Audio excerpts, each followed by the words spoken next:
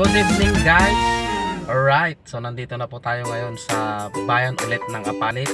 Yes! So kakahatid lang po natin ng suman. Alright, so ngayon pa lang po tayo kakain ng dinner. So shout out po sa boss ko na nagbigay sa akin ng free lunch at free dinner dahil ito pong pagkain na to ay talagang super juicy. Alright, so ito po, nilibre po niya ako ng isang buong manok. Wow! Ayan o, diba?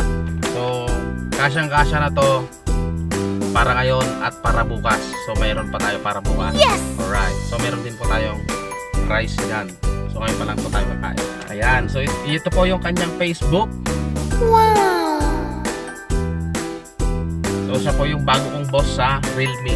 So nakakatuwa lang no at nakakataba ng puso dahil meron tayong nakilala at naging kaibigan at bagong boss ko sa Realme.